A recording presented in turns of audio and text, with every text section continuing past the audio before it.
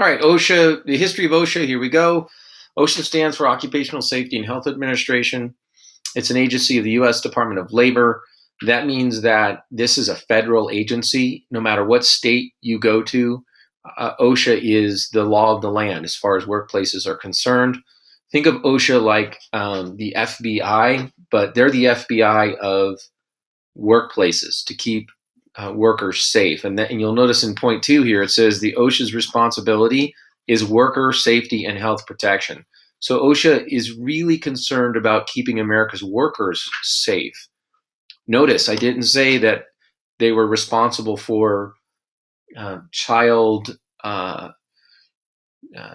abuse or elderly abuse or environmental protection. That's not their job. The only job of OSHA is to protect America's workers from abuse and from unsafe work practices. So even though there are agencies set aside to protect children and to protect the elderly and the environment, this particular agency is not one of those agencies. Their only focus is worker protection. Not on December 29th, 1970, so almost the next year, President Nixon signed the OSHA Act, and this act is the one that created OSHA, the agency which formally came into being on April 28th, 1971. So you'll notice the law was signed into being in 1970, and then it actually took effect on 71. That's typical for presidents to sign a law and for it to take effect in a given time. That lets all employers get to know the OSHA Act and get to figure out what it is they're supposed to do to protect their workers. So there you go. That's the history of OSHA.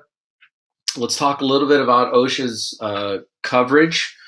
And this is an activity that will just kind of give you an idea of who falls under OSHA and who doesn't when we talk about how, who's covered and who's protected. So let's just go through this activity. We've got Harry Adams, a miner at Below Ground Inc. He's a worker at a facility. Is he protected by some OSHA standards? Yes, he is. Hopefully you said that.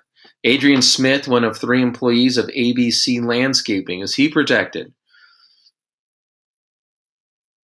Yes, good. I'm glad you said that. Adrian Smith is protected because he's an employee of a company in, oops, let me go back.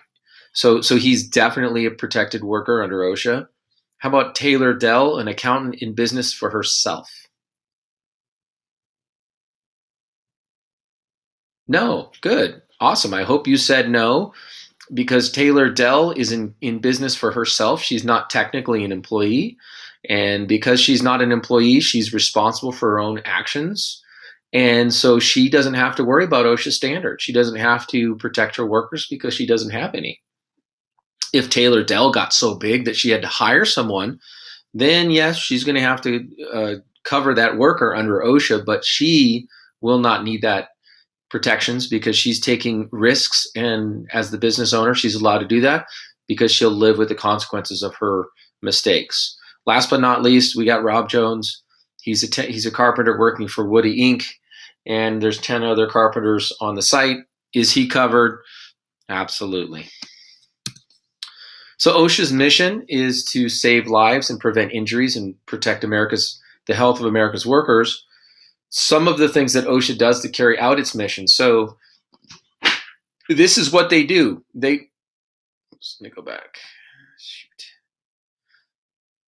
So this is what they do. They save lives, they prevent injuries, and they protect the health of America's workers. That's their goal. How do they do that? They develop job safety and health standards and enforce them through worksite inspections. So they say what is healthy and what isn't on a job site, and then they enforce what they say is healthy by coming to the site and inspecting it. They maintain a reporting and record-keeping system to keep track of job-related injuries and illnesses. So they have a record system on all employers so that they know who's doing a good job protecting their workers and who isn't. They provide training programs to increase knowledge about occupational safety and health, and you are enrolled in one of those training programs right now. You're getting your OSHA 10 card, which will be issued from the training center at Cal State Dominguez Hills, and they are chartered through the Department of Labor to be a training center. So questions for review: why was OSHA necessary? And I think we all know that prior to the OSHA standards, a lot of people were dying at work. What is OSHA's mission? And by now you should know that is to protect the health and the safety of America's workers. And why is this training important? And I'm going to let you answer that. Hopefully you have a good answer for that by now. So we're going to talk about what are your rights under OSHA. This is one of your questions. This is topic 2 of our introduction.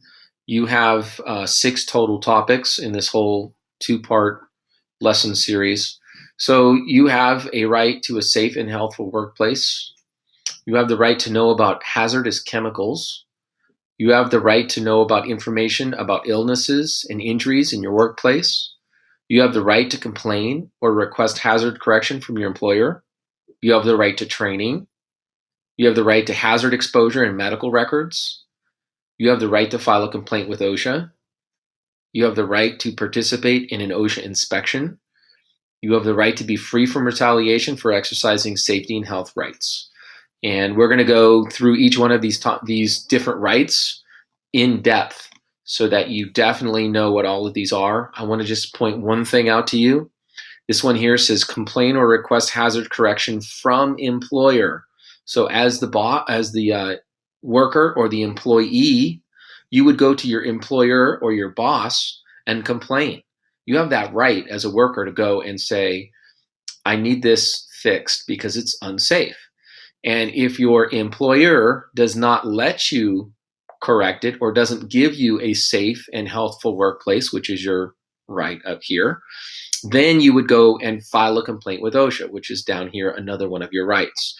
So I want to just explain the difference between complaining and requesting hazard correction from your employer and filing a complaint with OSHA. So this is your first step before you do this, okay? Just a real quick distinction. So we're going to talk about an OSHA poster in just a second, and I want to know if you guys have ever seen this poster. And if you do get a job, you're going to find this poster in every workplace, and so it'll give you a lot of information about OSHA and how to contact them. So only you can contact OSHA. So let's get that poster up real quick. There you are. So this says job safety and health. It's the law.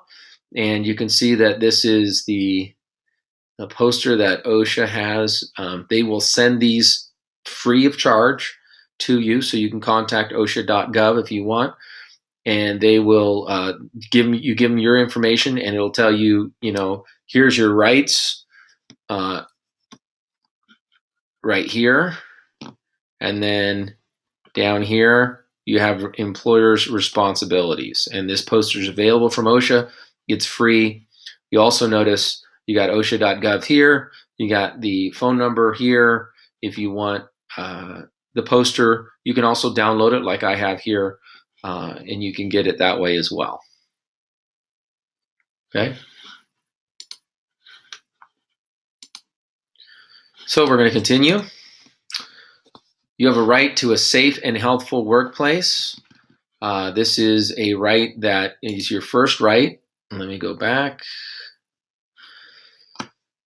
Section 5A(1) of the OSHA Act states each employer shall furnish to each of his employees employment and a place of employment which are free from recognized hazards that are causing or likely to cause death or serious physical harm to his employees. Basically, that says workers have a right to go to work and be safe.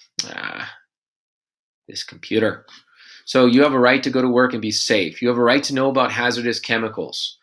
Employers must have a written, complete hazard communication program that includes information on.